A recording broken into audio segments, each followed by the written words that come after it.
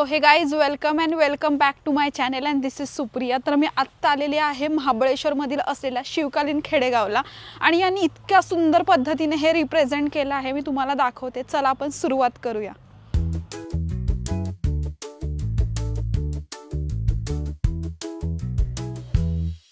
जे बघतो ते मावळे आहेत आपले। आता इकडे समोरच्या बाजूला आहे तो पहारेकरी, म्हणजे रात्रीच्या टायमिंगला मशाल देऊन पहारा दिला जायचा। गावाकडचे कोण येतंय कोण जातंय ते हे पहिले नजर टाकायचे। आता तू मागच्या बाजूला जो मावळा बोलतोय तो जागे राहा, तुम्ही जागते रहो, रात्री तुम्ही टायमिंगला जागे राहा। आणि बाकी सगळे जे मावळे बघतात आपले कोणकोणती शस्त्र घेऊन चालले हे आपल्याला पाहायला भेटतं। समोरच्या बाजूला घर आहे ते सुतारांचं घर, म्हणजे लाकडाच्या वस्तू वगैरे असते ना, शेतीची अवजारं, बैलगाडीची चाकं, घराला लागणार दार खिडक्या किंवा आपल्या राजांना एकमेव मदत सुद्धा केली जाते। आपण जे काय पाण्यामध्ये गडकिल्ले बघतो, जो दारुगोळा हा असायचा त्या गडावरती पूर्वी पोहोचवला जायचा। तो कशा प्रकारे पोहोचवला जायचा तर लाकडाची बोट किंवा जहाज असेल हे तयार करण्याचं काम यांचं असेल, सुतारकाम। हे पाटे वरवंटे, राजांना लागणारे जे काही तोफांचे गोळे आणि काळा दगड बघतो त्याच्यापासून मूर्ती तयार करणं असं यांचं काम करायचं। आता इकडे जे पाहतो ते धनगर, म्हणजे यांचं काम काय असायचं, शेळ्या मेंढ्या चरण्यासाठी जंगलात घेऊन जायचं किंवा गाडावरती दूध वगैरे पोचवायचं। जंगलातले वाटावर असतील यांना सगळं माहीत असायच्या, राजांना जायचं असेल त्या वाटा दाखवायच्या, शत्रू जरी कोणत्या वाटे येणार त्याच्या वाटा बंद करायच्या। घाटामधले रस्ते पाहतो शिवाजी महाराजांनी यांच्यामुळे खास करून तयार केले, म्हणजे राजांसाठी गुप्तहेराचं काम करायचं। जंगलातली संपूर्ण जरी माहिती जरी असेल राजांपर्यंत ह्यांच्यापासून पोहोचवली जायची, म्हणजे धनगर लोक। अनमोल मोलाचा वाटा यांचा खास करून। इकडे जे पाहतो ते शेतकरी शेतामध्ये काम करतायत, म्हणजे काय करतायत, गावठाची पेंडी काढून घेऊन चालले। समोरून जरी शत्रू जरी आला तर शिकारीला पहिलं पाठवायचं, आज असं काम असायचं। मग कोण येतंय कोण जातंय हे बघण्याचं काम ह्यांचं असायचं। ते शेतकऱ्याचं घर आहे, म्हणजे गायगुरांचा गोटा।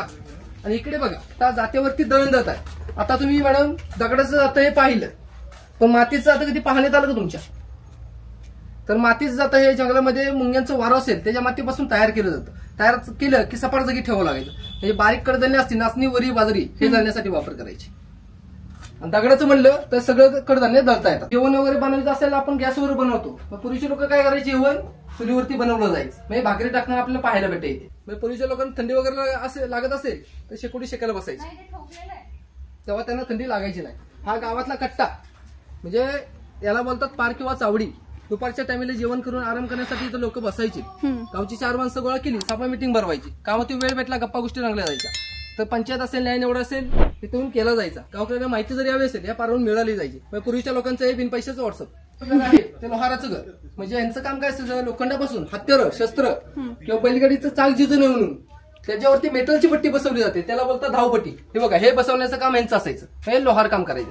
आणि ते कसं तयार केलं जायचं तर मागच्या बाजूला भाता आहे, भाता पंपिंग केला तर पुढे आवा फेकली जाते, जिथे पुढे कोळसा ठेवला जातो, जिथं मेटल गरम करून आयरन ठेवून घाव घातला जातो, पाहिजे तो आकार देता येत होता, असं यांचं काम असं। आणि पूर्वीच्या लोकांना पैसा हे काही माहित नसायचं, म्हणजे पोटा पाण्यासाठी काम करत राहायचे। एखाद्याच्या घरी गेलं काम केलं त्यांच्याकडे आपण धान्य घ्यायचं किंवा एखादी वस्तू दिली असेल त्याच्या बदल्यात दुसरी वस्तू घ्यायची, त्याला बोलतो आपण 12 बलुतेदार पद्धत किंवा बाटर सिस्टम बोलतो। म्हणजे अशा पैशाच्या बदल्यात उदरनिर्वाहासाठी काम करायचे, म्हणजे देवाणघेवाण चालायची।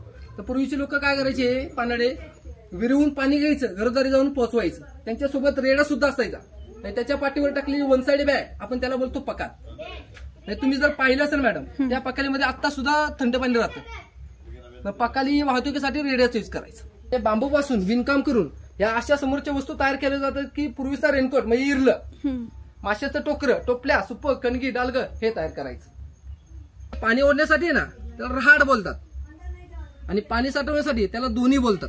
दगडामध्ये म्हणजे पूर्वीचा अर्थात दगडी टप, वड्यावरती बसण्यासाठी खोगीर, पकाल, मोड, भाता या अशा वस्तू तयार करायच्या। आणि राजांना किंवा मावळ्यांना ज्या चपल्या पुरवण्याचं काम करायचं असायचं ह्या चांभारांचं, मग कड्यापाड्यातून चढताना आपल्या कसं सोप्यासोपी होती। मग पुरतात एक्झाम्पल म्हणलं तर कोल्हापूर, आणि सर्वात पहिली जी ढाल तयार करून दिली ते कासवाच्या कवचापासून, पकडायला हलकी, दगडापेक्षा कन्नक, आणि युद्धामध्ये आपण ती कशी घुमू शकतो असं काम करतो। कड्यापाड्यातून चढताना हलक्यात हलकी लागावी म्हणून गावात उत्सव किंवा समारंभ असेल तर यांना बोलवलं जायचं। हे काय करायचे, घरोदारी जाऊन बांगड्या भरण्याचं काम यांचं। हे काय करायचे, आता पोटापाण्यासाठीच काम करत आहे, ज्यांच्या घरी गेलं बांगड्या भरल्या त्यांच्याकडून काय घ्यायचे, धान्य घ्यायचे। मोठमोठी घडे, रांजणे, मातीच्या चुली, नळीची कौलं ह्या अशा वस्तू तयार करायच्या, असं कुंभारांचं काम होतं।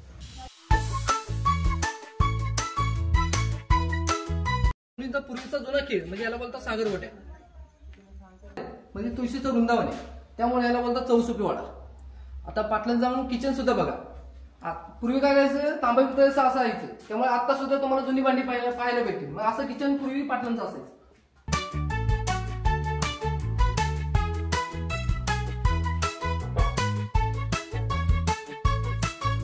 पूर्वीचे लोक काय करायचे, भिंतीमध्ये दिवे लावायचे, त्याला आपण बोलतो कोनाड किंवा दिवे. आता भिंतीतलं कपाट त्याला नाव म्हणतात पडताळ, आणि इकडे बघा घुंगुरमाळे आपल्या भाषेमध्ये. तर पूर्वी काय करायचे, बैलाच्या गळ्यामध्ये किंवा घोड्याच्या गळ्यामध्ये हे याला बोलतात चाळ, म्हणजे हे अडकवण्यासाठी वापर करायचे. हे पूर्वीच्या अडकीत आहेत, वेगवेगळ्या प्रकारचे असायचे बघा. मग सुपारी कापण्यासाठी वापर केला जायचा.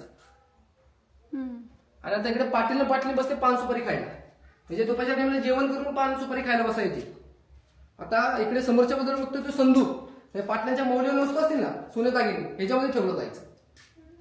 आता याला बोलतात भारतीय बैठक किंवा दिवाण. म्हणजे काय करायचे, आता पूर्वीची बंगई अशा 4 कड्या असायच्या लावण्यासाठी, वरती जर अडकली वरची बंगई, म्हणजे त्याला आपण आपल्या भाषेमध्ये झोपाळा बोलतो. पूर्वी काय करायचे, पहिल्याच्या पायाने धान्य काढलं जायचं. म्हणजे आता हा गोल राऊंड बघता ना, याला बोलतं खळं. हे पूर्वी काय करायचे लोक, ह्या खळ्यावरती पूर्वी बैल शिकवले जायचे. म्हणजे शेतामध्ये नांगरणी करतो, त्या नांगरणीला झोपण्यासाठी किंवा बैलगाडीला बांधण्यासाठी. जेवढ्या स्पिनने गोल बैल फिरणार तेवढ्या स्पिनने बैल शिकला जातो. आणि जे आपलं काही शेतामध्ये पिकाल असेल ना, ते कडक उन्हामध्ये वाळवायचं आणि ह्या बैलाच्या पायाखाली पसरून द्यायचं. जेवढ्या स्पिनने गोल बैल फिरेल तेवढं स्पिनने खालचं धान्य तोडवलं जातं. धान्य बाजूला होतं आणि गवत एवढं होतं, त्यामुळे याला बोलतात मळणीचं खळ. म्हणजे पूर्वी आपल्या पिकाची मळणी केली जायची. सो अशा प्रकारे मी चंद्रकोर लावलेली आहे, तुम्ही बघू शकता किती सुंदर पद्धतीने. आणि हा देखावा खरंच खूप सुंदर आहे, तुम्ही इथे नक्की व्हिजिट करा.